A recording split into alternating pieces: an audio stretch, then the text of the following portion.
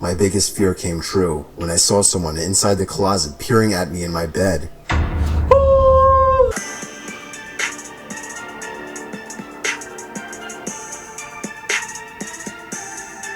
Sup Tho. Yes, I have black latex gloves.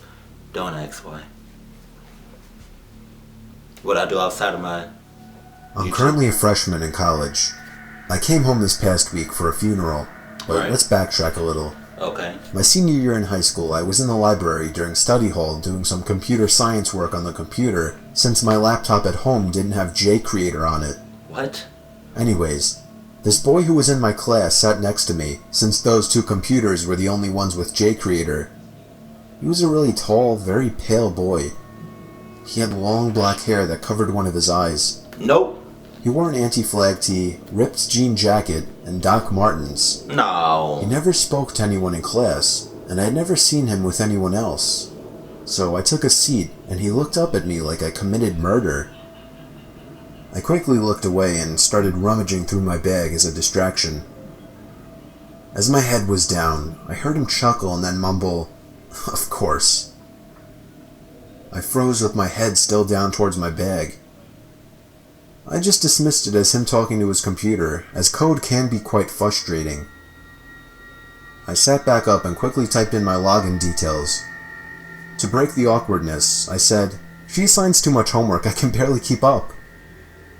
His eyes stayed locked on the computer screen. "You want the answers, don't you?" I laughed and said, "No thanks, I won't learn anything that way." Usually I would have said yes, but I didn't want to see his evil stare again. Oh. It was like he was staring into my soul. Oh. Oh. He laughed again, in that creepy laugh. So creepy that I had to close my eyes and cringe. I opened them and looked over to see him gone. The strange thing was he left his flash drive. I waited about 10 minutes to see if he would come back, but he didn't. Study hall ended at 1, and it was 12:50. I decided I would take it and give it back to him tomorrow and compute. That's a fucking setup. That's all bruh. You gotta use your common fucking sense, bruh. Like you're killing me right now. The dude is already giving me the fucking chills, and I'm not even sitting next to him. That's bad. That's really fucking. If somebody's telling me a story, right, and I wasn't even there to witness it, oh man, and I'm getting the chills or I'm getting creeped the fuck out, and all you doing is just telling me the story, bruh, you fucking up. That's, bruh. I would have just left the flash drive there and just went about my business. That's, you gotta know, just sometimes you gotta mind your own business. Computer science class. I threw it in a little box above my bed. Gotta admit, it was an awesome flash drive. It was a Swiss Army knife with a flash drive in the middle. Here's the crazy part. After that, he never came to school again. He was notorious for being absent, so for the first month no one batted an eye. Wow. However, May rolled around and we were all getting ready to graduate. I had completely forgotten about the flash drive until 2 days ago when I came home. I needed one, and I remembered I still had that boy's. I scanned it with my Norton, and it said it was all safe. I was planning to delete all this stuff so I could put my PowerPoint for business class on it. Yeah. Naturally, however, I started snooping through his files. Don't do that. The first thing I saw was a folder named Computer Science. I opened it, and all the answers to every assignment was there. I thought, damn, maybe that's why he left it, so I could copy off of him. Maybe because he knew he was never coming back. I went back, and the second folder was music. I kinda had to open that one to see what he listened to. Surprisingly, not what I expected. There were only 3 songs. Running on Empty by Jackson Browne, White Rabbit by Jefferson Airplane, and Helter Skelter by the Beatles. I went back again. There was an untitled folder. Inside it was AP Literature. There were a bunch of essays and various junk. There was one called The Best.Doc. I opened it, and it was merely a 10-page document of notebook pages filled entirely with his first and last name, Wow. handwritten. What the fuck? I went back again. This is where it gets weird. Oh. He had taken pictures of the emergency escape plan posters on the door in every classroom. There was a picture of a lit cigarette on the bathroom floor, and another picture of some coins on the bathroom floor with a yellow post-it note next to it saying, "Chump change" in all caps. Now this is the weird part. There was a picture of me, taken while I was reading a book in class. From the looks of it, it was my English class that he was not in.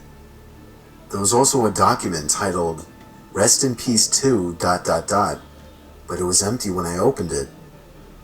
I still have no idea if this was a joke or not.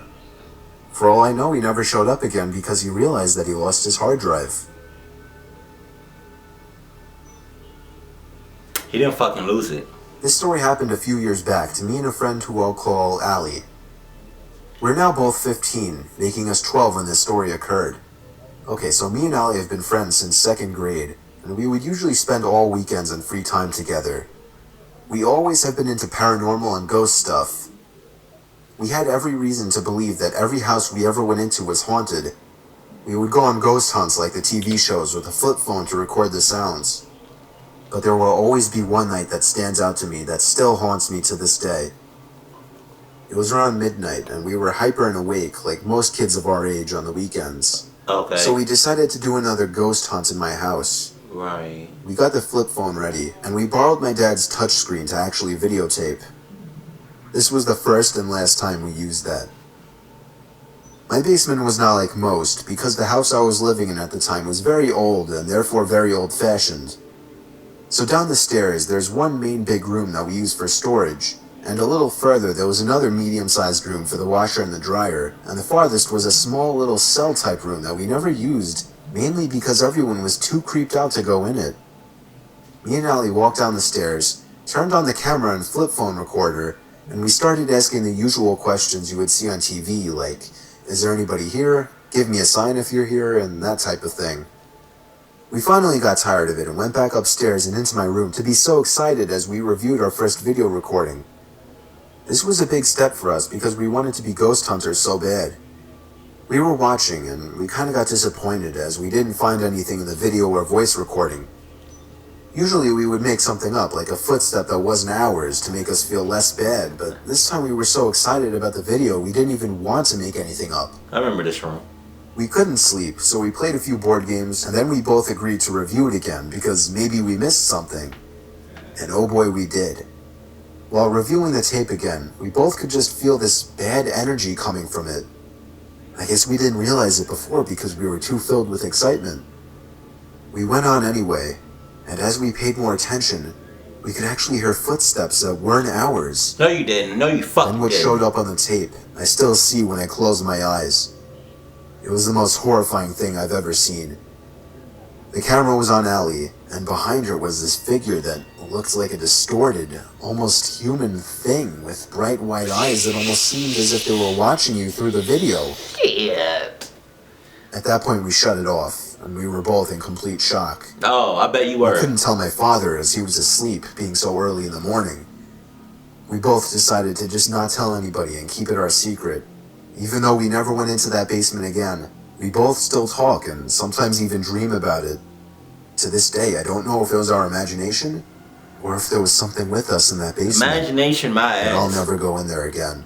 Imagination, my ass. That shit was real, and it's alive. So this all happened during Halloween in 2014. My name is Max, and I'm from a small town in Findlay, Ohio. I used to go to a high school at County School about 10 minutes from where I lived called Van Buren High School. Van Buren was a nice little village with good people for the most part, but the only problem was that there were some evil creeps that could be found there if you knew where to look. Who will The look? biggest hotspot for them to be found was the Van Buren State Park. Everyone knew that the state park had a little infamy to it, as it was known for some rapes and the like. Now, I've been to the park many times with friends and classmates, and nothing bad ever happened to us, so I never thought much of it. I have a lot of good memories of the place, actually, like the many times my friends and I would bike the trails and set off the works bombs in the woods or go fishing in the lake. However, fast forward to my senior year at Van Buren on the day of Halloween. my friend Ian and I saw the darker side of Van Buren State Park. This summer before my senior year, I enlisted in the Army National Guard, so it was important that I worked out and stayed in shape. So that day, I asked my best friend Ian if he wanted to go run the trails in the park with me after school, and he said he would, as he likes to work out when he can as well. It was probably about 4 o'clock in the afternoon when I pulled into one of the parking lots, waiting for Ian to meet me there, when I saw this old silver car with a bald and just disturbing man suspiciously sitting in the lot. Knowing that creeps hang out at the parks, I glanced over to check out what he was doing when I noticed he was staring at me and would not take his eyes off of me. Oh, okay. It was a very unsettling stare, one that made him look hungry and me uncomfortable. His eyes were wide open, and I'm pretty sure he had a frown, or maybe a grin. We made eye contact, and he nodded at me as if he were trying to say hello, but would not drop his glare. No. I nodded back, but broke eye contact since I was pretty uncomfortable. However, I noticed out of the corner of my eye that he was still staring. At this point, I had enough, and I sped out of there and pulled out of the parking lot. There you go. But when I looked in my rearview mirror, I saw he was following me. This made me floor my gas pedal, and I sped to my high school parking lot where I lost him. I called Ian and told him that I was at the high school, and that he might have to deal with this creep alone. And then my stomach sank. I got a text from Ian saying here. So I made my way back there, and sure enough, right when I pulled in, I saw Ian's car, and 2 spaces away was the scary bald guy in the silver car, still staring. Are you fucking kidding me? I nodded to Ian for him to follow me in his car to a different parking lot at the park, and we made our way over there.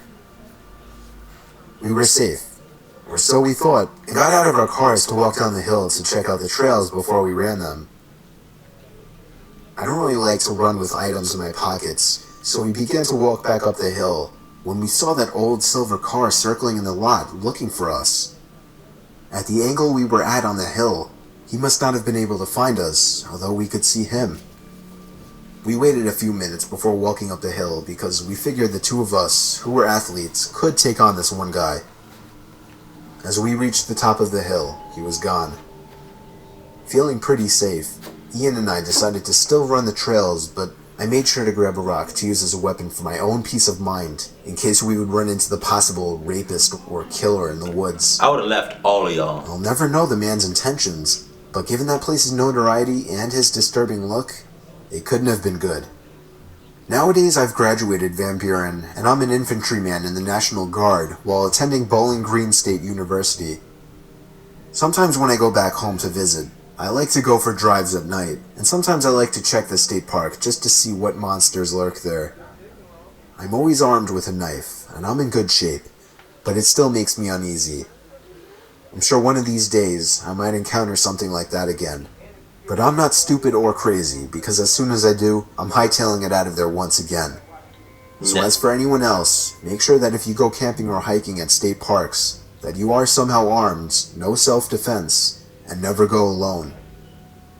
That's damn advice. And haul ass, too. In my room next to my bed is a big storage closet. It doesn't have a regular door like you would expect. It's a kind of big square door without a knob that just comes off when you grab it by the edges. So rewind to several years ago when I was 19. I remember the first time it happened. I went to sleep and woke up in the morning to find that the door had been opened and was leaning on the wooden edge of my bed. Now this wasn't the strangest thing ever, as it had happened in the past. After all, there were no hinges or anything holding the door in. I pushed the door back into the wall and got ready for school. The next night, I woke up around 4 in the morning. I could have sworn I had woken up to a noise. I sat up and looked around my room in the dark, and noticed the door was leaning on the edge of my bed again. Now I was concerned that the edges to the hole in the wall were starting to chip away, and the door could no longer fit as tightly as it used to. I left it that way overnight and fixed it in the morning. The fuck? The following night, I was having trouble sleeping. It had to be at least 2 hours of my rolling around bed trying to fall asleep. That's when I heard a huge thump. Shit! And I knew what it was. I could even see it in the dark. Somebody the in door there. fell open again. I was so done with this. I mentally decided to just leave it open from now on. That's when I heard the slightest movement of a plastic bag from inside of the closet. My heart literally skipped a beat when I heard this. There was no draft in the room at all. I hesitantly flicked on the light switch and looked into the open closet. My biggest fear came true when I saw someone inside the closet peering at me in my bed. Within maybe half a second of my turning on the lights, he tried to hide as if I didn't see him. I couldn't even move. All I could do was scream the word Dad. I screamed so loud it took my dad maybe 10 seconds to make it to my room. 10 seconds too long. I pointed at the closet and he looked inside. Only then did I finally feel safe to get up and stand behind him. My dad crawled all the way in there, and he couldn't find anyone though. He came out and assured me I was just seeing things, and I started to question that myself. Still, I couldn't sleep in that room. I slept on the floor in my parents' room with a blanket. Well, I wouldn't say slept, as before that could even happen, I heard my bedroom door open from down the hall outside, and then someone literally ran down the stairs and out the front door, slamming it behind them. My parents heard it, and it was only then they believed me. We tried to chase whoever it was down, but he was gone. We later found out he was hiding in an empty container inside the closet. Oh, really? You just gonna end it like that? Okay. Okay. Wow. Thank you. So I just want to say that you're, for the last one, your parents was on some bullshit, for real, because you best believe it's some of my kids, I said some, like I have like a lot of fucking kids. I don't have any kids, I like to keep saying that, just cause, but you best believe my future kids, which I want to have two, boy and a girl, that if they ever see some shit or they think they see some shit, right? And generally, like genuinely, I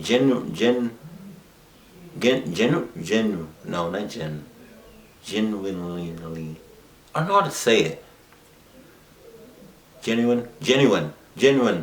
There we go. They look scared. And they have that nervous, like look on their face. Like, and they say they saw some shit or they creeped the fuck out. You know? I'm gonna believe my kids. And we all gonna haul ass out the motherfucking house. Or out wherever we're at. Because I'm not giving that a second chance. I'm gonna believe my kids. And you best believe I'm gonna have a dog too. Just saying. Just throwing it out there. But yeah, your parents.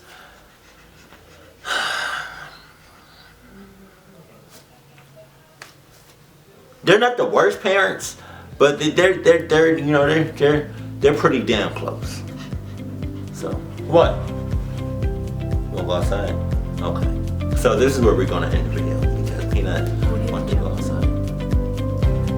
Keep it cool, keep it classy, and love and stay.